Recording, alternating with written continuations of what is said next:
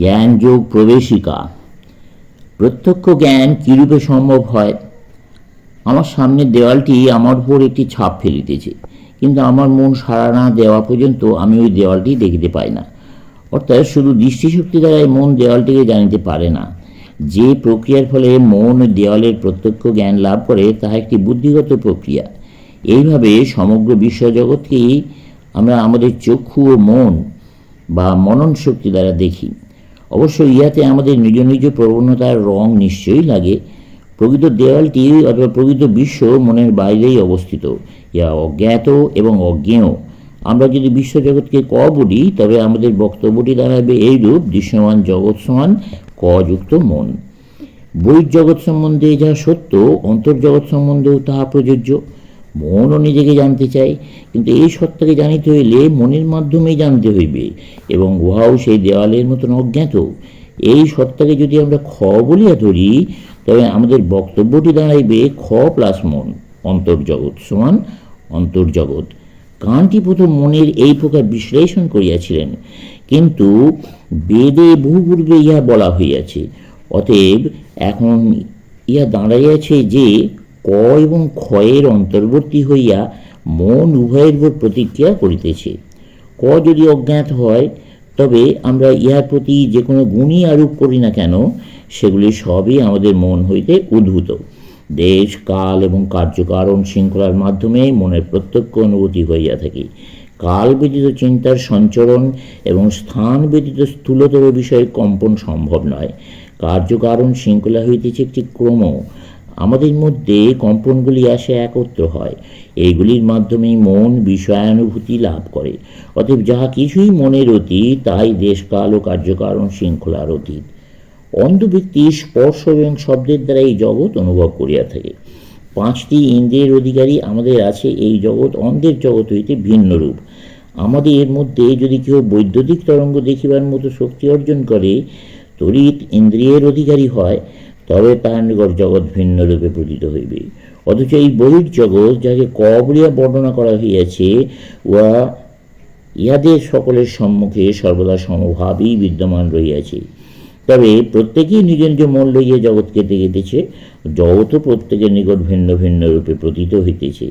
মনুষ্য জগতে দেখা যায় কোথাও বা ক প্লাস একটি ইন্দ্রিয়, কোথাও ক প্লাস 2টি ইন্দ্রিয়, এবং এইভাবে ক প্লাস 5টা ইন্দ্রিয় পর্যন্ত রহিয়াছে। ইন্দ্রিয়ের সংখ্যার তারতম্যের জন্য অনুভূতিও সর্বক্ষণ পরিবর্তিত হইতেছে, কিন্তু ক সর্বদাই অপরিবর্তিত। খও আমাদের মন এবং দেশ, কাল ও কার্যকারণ শৃঙ্খলার বাহিরে অবস্থিত।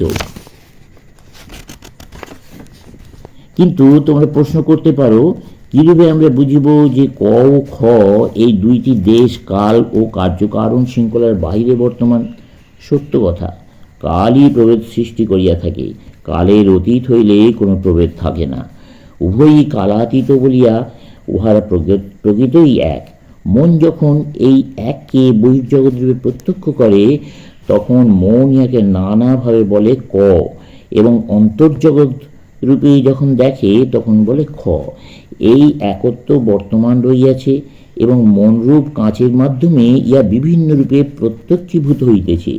পূর্ণ প্রকৃতির যে রূপ আমাদের নিকট সর্বদা প্রতিভাত হইতেছে, তাই ঈশ্বর, ব্রহ্মই, এবং তাহাই চরম সত্য। ভেদরহিত সত্তাই যথার্থ পূর্ণ সত্তা। অন্য সব কিছুই নিম্নতর পর্যায়ের এবং অনিত্য। যা ভেদরহিত, তা ভেদযুক্ত হইয়া কেমন করিয়া মনের গোচরীভূত হয়? ইহা এমন একটি প্রশ্ন, যাহা পাপ এবং স্বাধীন ইচ্ছার আরম্ভ কোথায়? এই প্রশ্নেরই অনুরূপ। প্রশ্নটি স্ববিরোধী এবং অসম্ভব, কারণ ইহাতে কার্যকারণ সম্বন্ধ স্বীকার করিয়া লওয়া হইয়াছে। ভেদরহিত অবস্থায় কোনো কার্যকারণ সম্বন্ধ নেই। এই প্রশ্নটিতে কল্পনা করা হইয়াছে যে ভেদরহিত ও ভেদযুক্ত সত্তা একই প্রকার অবস্থার অধীন। কেন এবং কি হেতু, এই সকল প্রশ্ন শুধুই মনেই বর্তমান। সেই আত্মা সমস্ত কার্যকারণের ঊর্ধ্বে, এবং তিনি সম্পূর্ণ স্বতন্ত্র, স্বাধীন। আত্মা আত্মারই আলোক। প্রত্যেক প্রকার মনের মধ্য দিয়া এই আলোক বিচ্ছুরিত হইতেছে, প্রতিটি কার্যে ঘোষণা করিতেছে আমি মুক্ত। তথাপি প্রতি কার্যেই প্রমাণিত হইতেছে আমি বদ্ধ। আত্মা সর্বত স্বাধীন, কিন্তু দেহ মনের সংস্পর্শে আসিয়া তিনি বদ্ধ হইয়া পড়েন। ইচ্ছাশক্তিতে যথার্থ স্বরূপের প্রথম প্রকাশ। সুতরাং এই যথার্থ স্বরূপের প্রথম বন্ধনই হইল ইচ্ছাশক্তি। যথার্থ স্বরূপ মনে যৌগিক সমবায়ী ইচ্ছাশক্তি। কোনো যৌগিক সমবায় স্থায়ী হইতে পারে না। সুতরাং বাঁচিবার ইচ্ছা করিলেও আমাদের মরিতে হইবে। অমর জীবন একটি স্ববিরোধী উক্তি, কেন জীবন যা একটি যৌগিক সমবায়ের ফলে উদ্ভূত তা কখনোই চিরস্থায়ী হইতে পারে না। সেই সত্যস্বরূপ ভেদরহিত এবং চিরন্তন, সর্বদা বর্তমান। এই পূর্ণস্বরূপ মন, চিন্তা, ইচ্ছা প্রভৃতি ত্রুটিপূর্ণ বিষয়ের সঙ্গে কেমন করিয়া মিশ্রিত হইল? ইহা কখনোই মিশ্রিত হয় নাই। তুমিই তোমার প্রকৃত সত্তা। আমাদের পূর্ববর্তী বক্তব্যের তোমার কখনো ইচ্ছাশক্তি ছিল না, কখনো তোমার মধ্যে পরিবর্তন হয় না। জীব হিসেবে তোমার কখনো অস্তিত্ব ছিল না। এইগুলি ভ্রম মাত্র।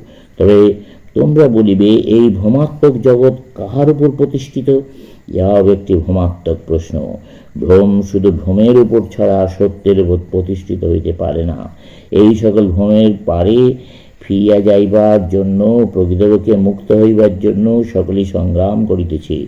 তা হইলে জীবনের মূল্য কি? অভিজ্ঞতা সঞ্চয়। এই মতবাদ কি বিবর্তনবাদের বিরোধী? না, বরং বিবর্তনবাদকে ইহা স্পষ্টভাবে ব্যাখ্যা করিতেছে। প্রকৃতপক্ষে ইহা জড়ের সংস্কার সাধনের জন্য একটি প্রক্রিয়া। ইহার ফলে আত্মার যথার্থ স্বরূপ বিকাশের অবকাশ ঘটে। আমাদের এবং অন্য একটি বস্তুর মধ্যে যেন একটি পর্দা বা আবরণ রহিয়াছে। পর্দাটি যেমন ধীরে ধীরে অপসারিত হইতেছে, বস্তুটিও তেমনি ধীরে ধীরে দৃষ্টিপথে আসিতেছে। এই প্রশ্নটি পরমাত্মার বিকাশের প্রশ্ন মাত্র। শেষ।